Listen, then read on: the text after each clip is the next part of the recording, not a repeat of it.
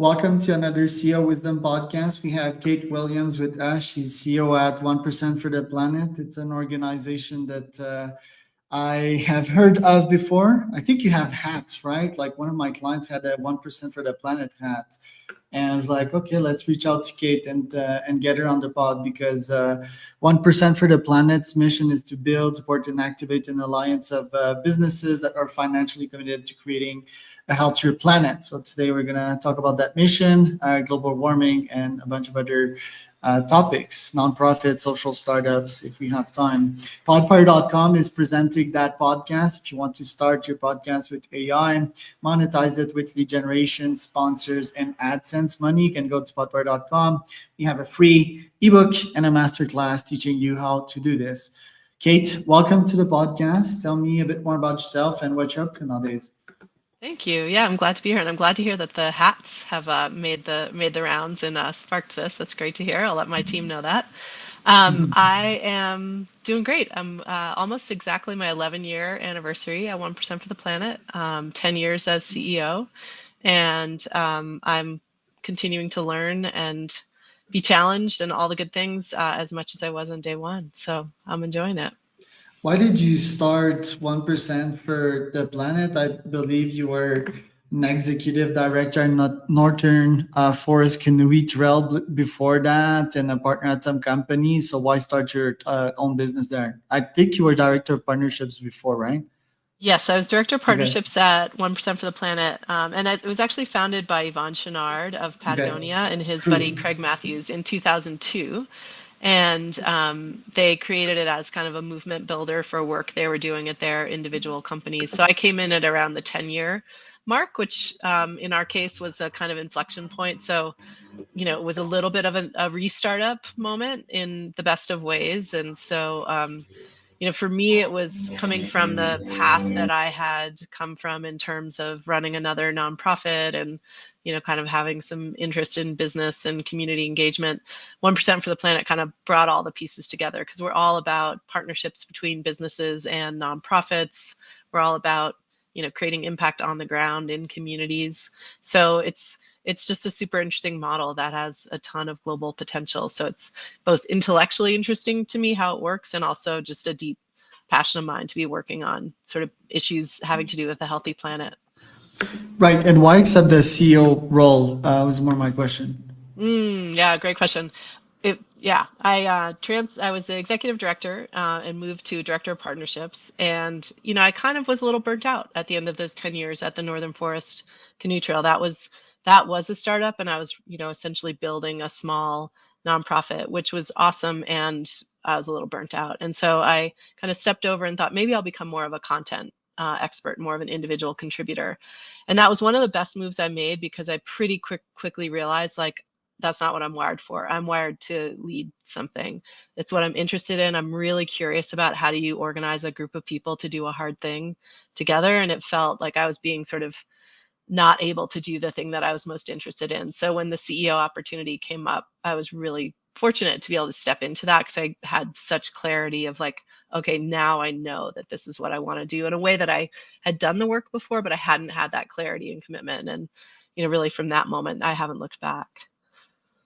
And why has the planet and the nature always occupied a central part of your life? Was that always part of you, how you were raised, or did you get an aha moment of why this ecosystem of ours is important?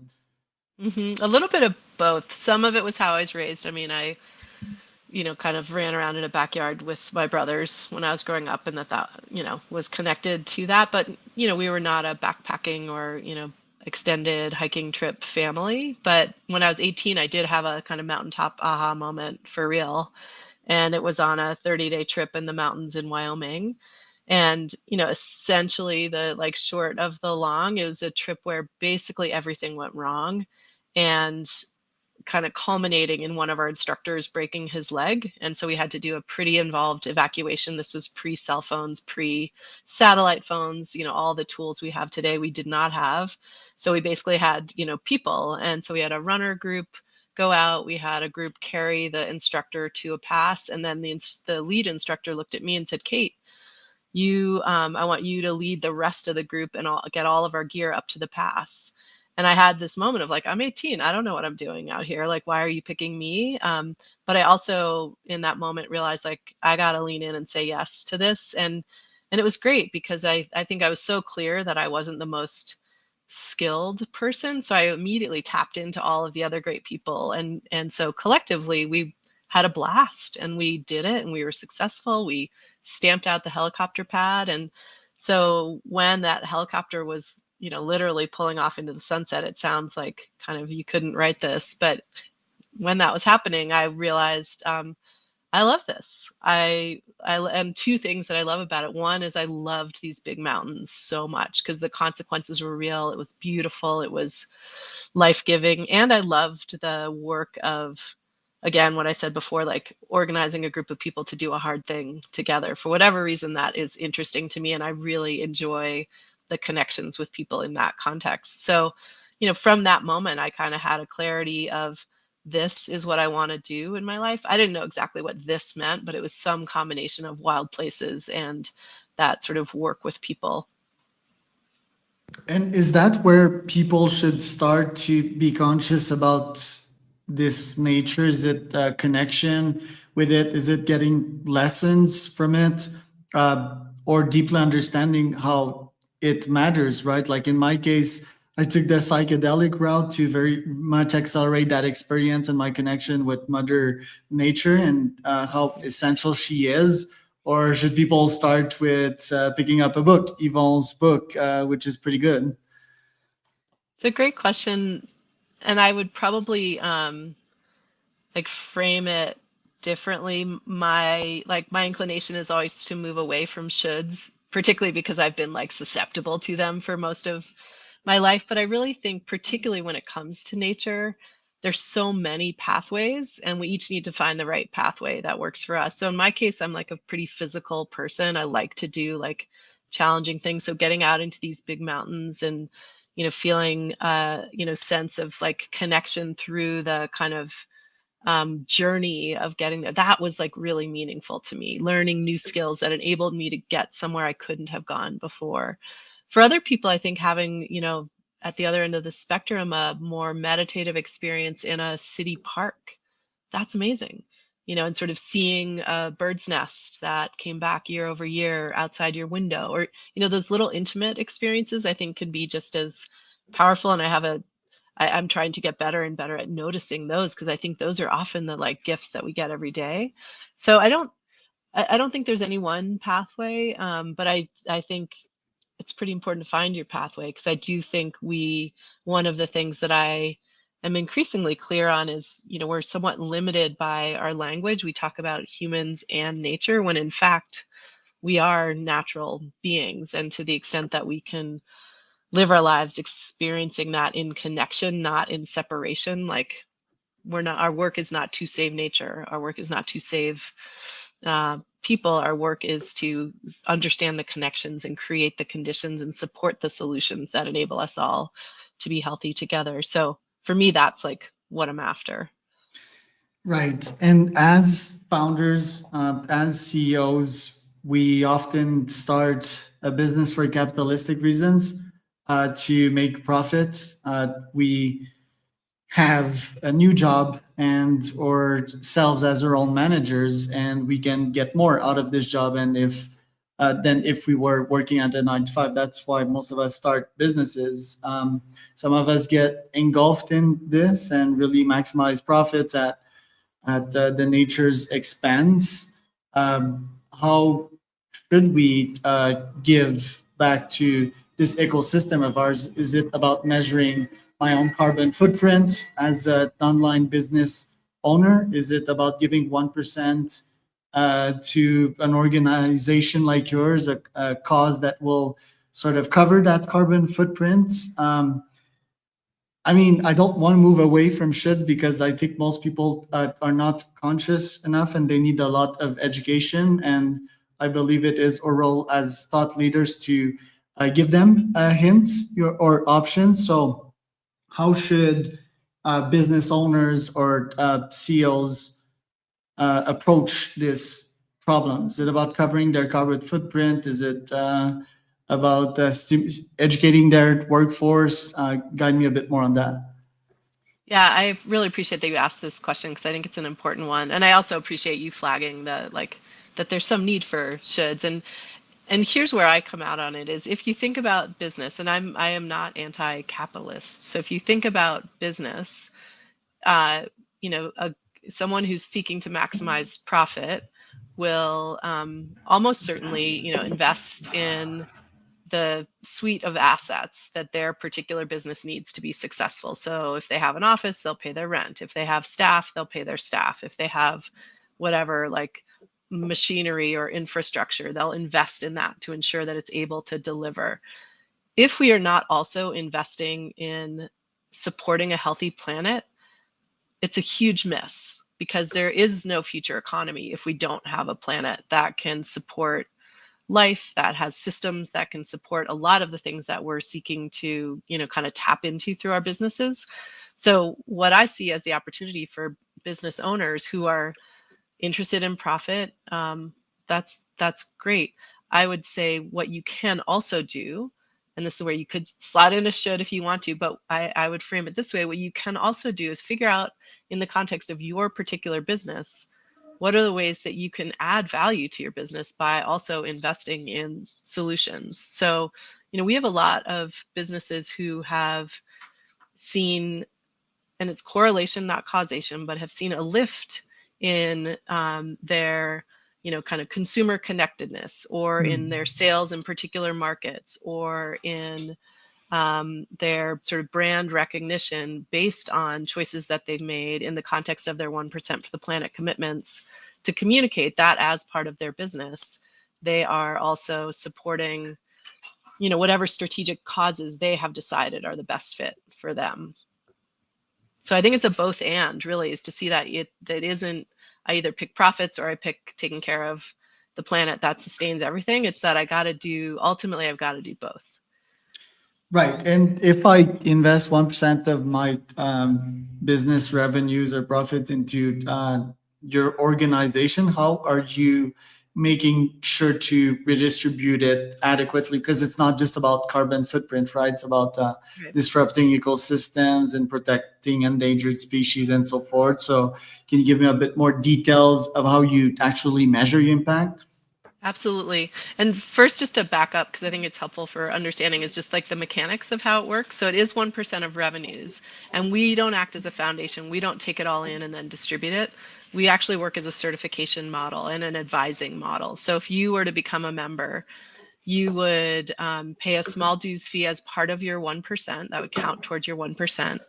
And you would then for each year that you're a member, you would then, with our support, figure out which of the partners you want to allocate your 1% to. And we've created a kind of framework for impact, which is divided into 4 impact areas. And those are just economies, resilient communities, rights to nature, and conservation and restoration. And so you're really able to look into those, and there are subcategories within each of those, which I won't go into, but we really work with our companies to say, hey, what are you trying to accomplish in the world? Where are you trying to accomplish it? Do you want to have your staff involved in volunteer time? Every company is going to have a different kind of strategic matrix.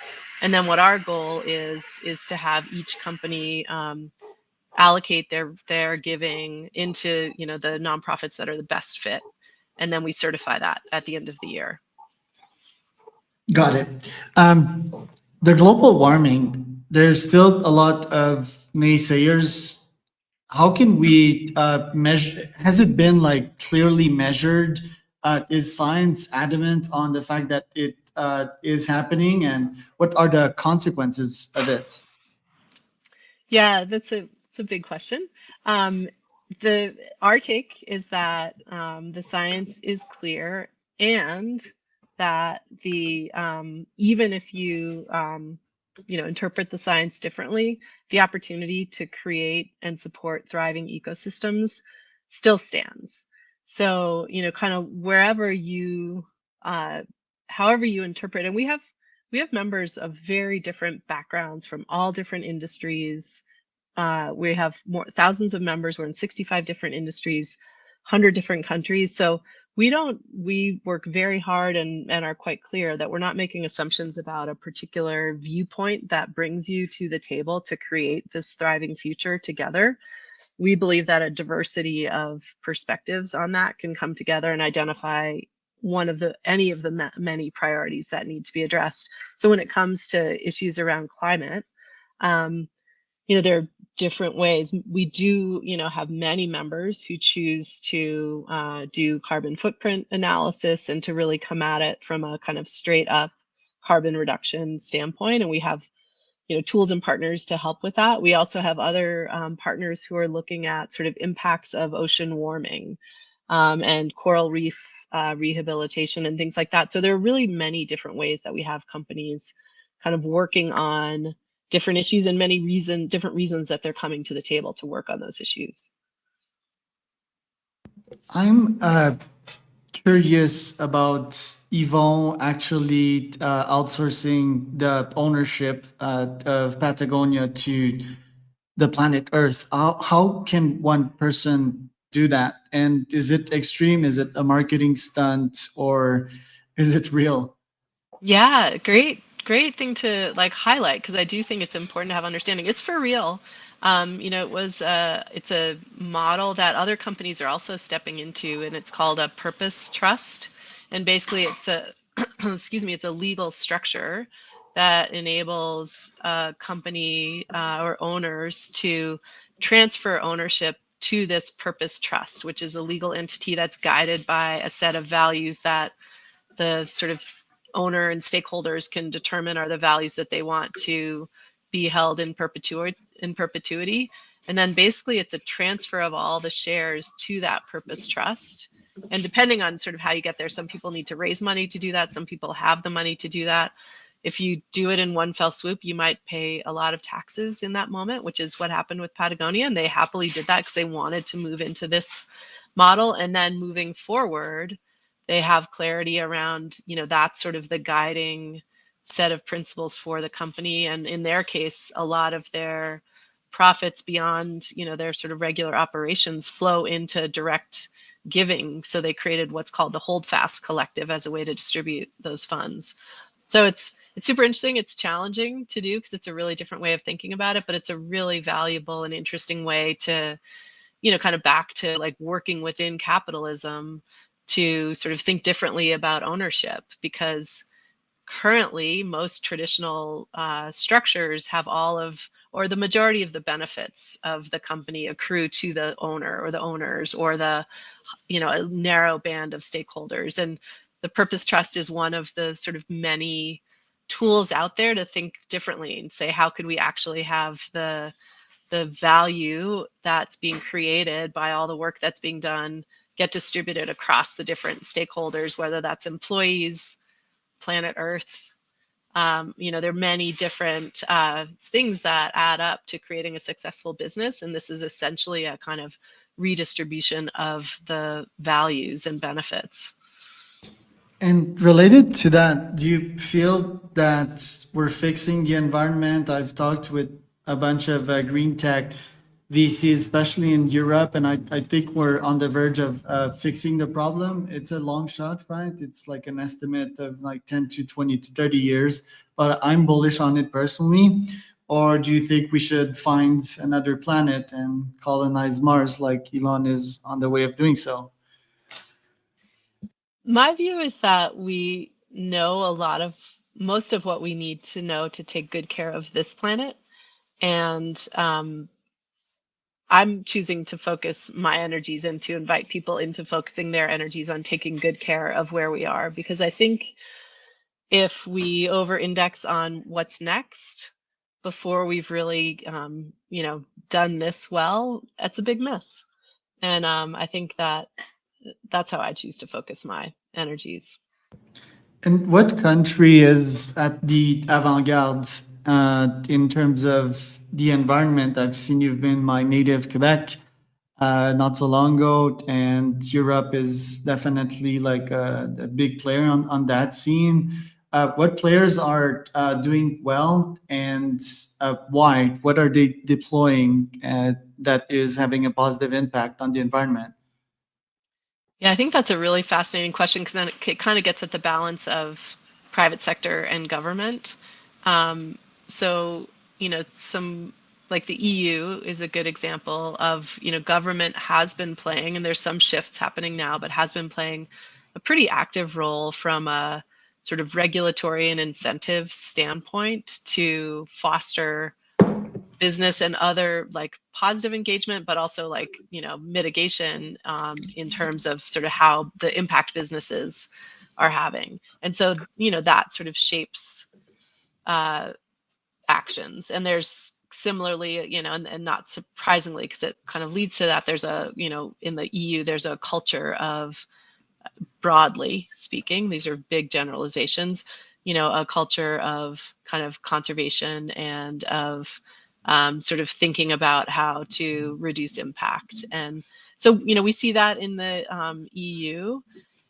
And that's an interesting sort of interplay of government and culture. Again, like there's some shifts happening now as we're seeing kind of all over the globe, but that is a trend there. Like in the US, I think, we've had so many sort of swings from, strong government involvement in environmental issues to swinging away from strong government hand in environmental issues. And I think that's what is an interesting context for 1% for the planet, because one of the things that we were created to do and that we really have proven that we're kind of built to do is to be the steady action engine through these kind of dynamic shifts of the role of government and other sort of influences. So, I think it's a really, really dynamic system. And I think what's a really awesome opportunity for all businesses is to realize that regardless of where you are and what the particular context, government and regulatory context you're in, there's so many choices that you can make, that you can keep making or that you can, sort of adapt. But I think that that's a really, we really kind of love the way in which our model exists in a dynamic environment and creates a path forward for all businesses. Right. We've talked about countries. I'd like to talk about a class of individuals that can be impactful towards the environment, namely VCs. I have tons as clients myself, and we all see them with the Patagonia shirt, right? Like that's okay. You're VC. You have your Patagonia shirt. We've also seen a bunch of PE investors, private equity investors, be very bullish on the ESG. I think the main influencers to these people really getting into the environment was actually Elon with Tesla. And Yvon is really good at marketing as well. So, what kind of marketing tactics, or how can we convince people to actually take this seriously and have them invest in the environment?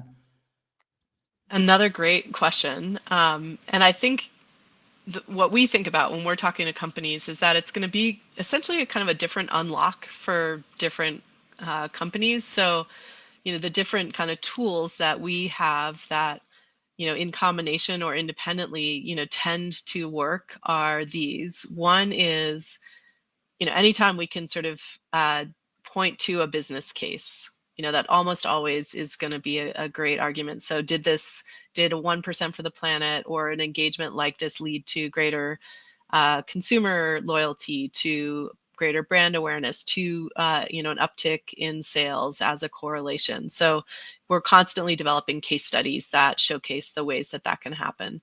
So that's one tool. That's always a good one. Additionally, and really interestingly, in some cases, these other ones, take the lead, is employee engagement. So, having talented, engaged, awesome staff can be a challenge for business owners, particularly when they're scaling quickly. And so we have some good data on how commitments like 1% for the planet can foster greater engagement, and particularly the way we run our model, where volunteer time and in-kind donations that can be more than just dollars going out at the end of the year create real ways for employees to engage. And we've had some really direct experiences of like I met an employee at a trade show who was working for one of our member companies, and she came up to me and she's like, "Oh my gosh, you're at 1% for the planet. I want to let you know that I had several job offers. I picked this company because it was 1% for the planet. So that's an argument that I think carries some water as well.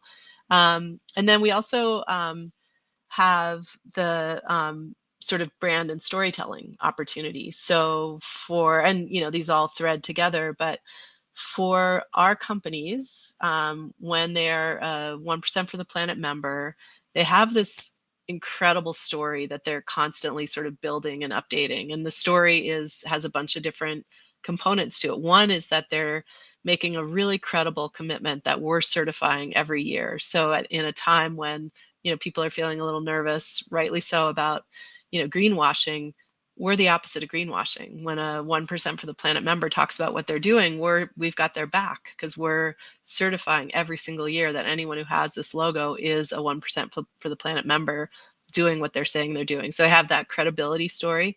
And then they have their partnerships. So as I talked about the way our model works, every member is giving directly to the partners that they choose are the right fit for them. And so they're in direct relationship with those partners. So a lot of times they're able to tell these awesome, really sort of compelling stories about, work that they're doing with like Solar Sisters to, provide lighting that's solar powered and using women entrepreneurs. And it's like an amazing story. And that's a great way to communicate a sort of environmental story that's also a human story.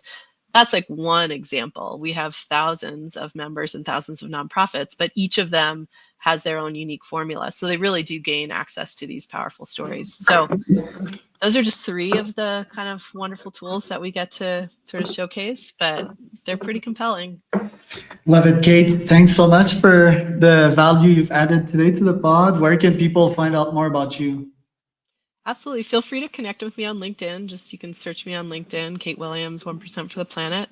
And then our website is 1%fortheplanet.org, all spelled out in letters. And I do actually follow up on LinkedIn. So if you send me a message, I will respond. It was Kate Williams.